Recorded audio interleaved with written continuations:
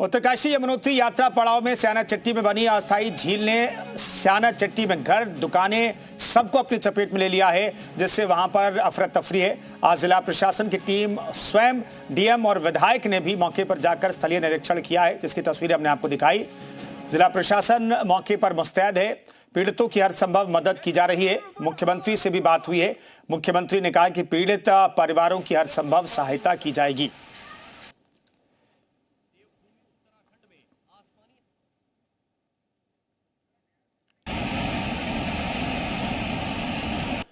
इस खबर पर बातचीत करने के लिए देहरादून से हमारे सहयोगी रामानुज जुड़ रहे हैं। रामानुज, तस्वीरें बेहद भयावह है। यहां पर झील पैदा हो गई है, झील बन गई है। क्या डिस्चार्ज वाली जगह को आप हटाने की कोशिश नहीं की जा रही है ताकि वहां से पानी का डिस्चार्ज शुरू हो जाए और स्थिति सामान्य हो जाए? क्या दिक्कत आ रही है? कुंदन, सबसे पहले दर्शकों को ग्राउंड जीरो से सीधी तस्वीर दिखा देते हैं। जिस तरह से अभी आपने पूरी डिटेल के साथ बताया, अब ग्राउंड जीरो पर इस वक्त जी मीडिया की टीम है और जो झील बनी है उसका वो पोर्शन दिखा रहे हैं कि जहां पर यमुना नदी का फ्लो पूरी तरह से रुका है। और क्यों रुका है ये भी तस्वीरों के जरिए देख सकते हैं। जो ये पानी साफ आ रहा है ये यमुना जी का पानी है, और जो गंदा पानी यानी कि जो मटमैला पानी आ रहा है ये उस नाले का पानी है जिसे गुनसोला कट कहते हैं। सामने हमारे ग्रीन कट जो पुल है, पुल के ऊपर अगर आप देखेंगे तो यही वो कट है जिसकी वजह से पूरा ये झील बनी है और गंगा का जो यमुना का पानी है वो रुका हुआ है। तो ये तस्वीर सबसे पहले दर्शक अपने टीवी स्क्रीन पर देख सकते हैं कि पूरा यमुना जी का जो पानी का फ्लो था वो बंद हुआ, जिसकी वजह से झील बनी है। अब दूसरा इसका पार्ट है, अगर इसके ठीक सामने देखेंगे जहां हरे पूरे ये पौधे दिख रहे हैं, यहीं से वो झील बनने का काम शुरू हुआ है। और जो पूरे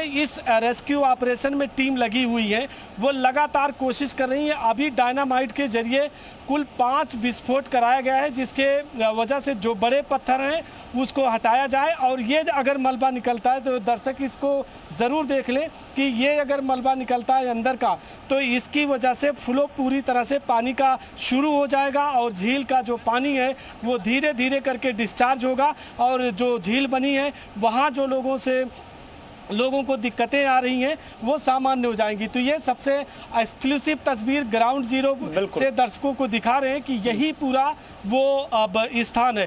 दूसरा इसको आपको दिखाएं कि रोड चूंकि सकरा है और इसलिए जितने भी ऑफिसर्स मैकेनिज्म में लगे इसमें रेस्क्यू ऑपरेशन में टीम है उनकी सबकी गाड़ियां यहीं रोक दी गई हैं। इसके आगे पैदल जाना पड़ता है, बहुत ही सकरा है और चूंकि ये दुर्गम घाटी भी है जिस तरह से तस्वीरें दिख रहे हैं।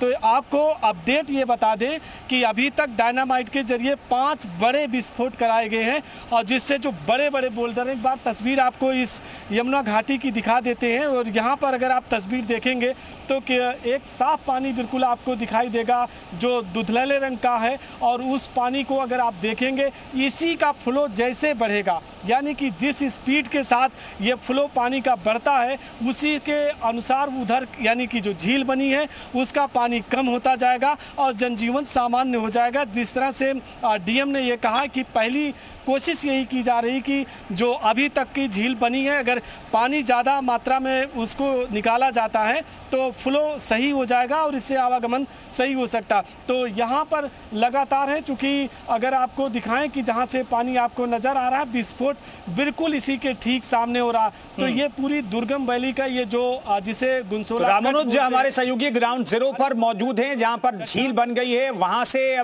ग्राउंड जीरो से सीधी तस्वीरें हम तक पहुंचा रहे हैं। रामानुज, ये पानी का जो डिस्चार्ज हुआ है, आप कह रहे हैं 5 डायनामाइट लगाकर विस्फोट किया गया, उसके बाद ये पानी का डिस्चार्ज शुरू हुआ है। कितना और समय लग सकता है इस घाटी में पानी बहते हुए हम देख पाएंगे?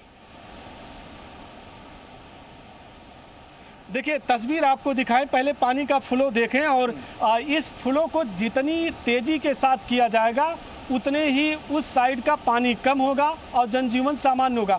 अभी तक अधिकारियों के कहना है कि थोड़ा वक्त लग सकता है चूंकि बोल्डर बड़े हैं और ये भी कहा जा रहा है कि भी 5 से 7 बड़े विस्फोट यानी कि जो डायनामाइट के जरिए इन पत्थरों को तोड़ने का है वो किया जाएगा। अगर ये पत्थर पूरी तरह से टूट जाते हैं फ्लो बढ़ जाएगा और पानी धीरे धीरे डिस्चार्ज हो जाएगा। तो ये आप फिलहाल देखिए कि कितनी दूरी है। इसमें आपको अगर दिखाएं कि अंदर में यमुना जी का ये जो पूरी वैली है, पूरी घाटी है जहाँ से वो बहती हैं, अगर इसको देखेंगे तो यहाँ से तकरीबन ये 200 मीटर की दूरी होगी जो ये पूरा पैच है जिसमें मलबा भरा पड़ा है। और जैसे जैसे मलबा हटेगा यानी पानी का फ्लो बढ़ेगा वैसे वहाँ दूसरी साइड का पानी का स्तर घटता जाएगा, इससे जनजीवन सामान्य होगा। लेकिन आप इसमें देखें जो दिक्कत आई, जो आपने पहला सवाल किया था, उस आपको पुल की साइड में दिखाना चाहूँगा। वहाँ आप अगर हमारी जिस तरफ हमने इशारा किया, अगर आपको ग्रीन वो पुल दिखाई दे रहा है, उस पुल को देखेंगे तो अभी भी बोल्डर्स आ रहे हैं, बड़े बड़े बोल्डर्स गिर।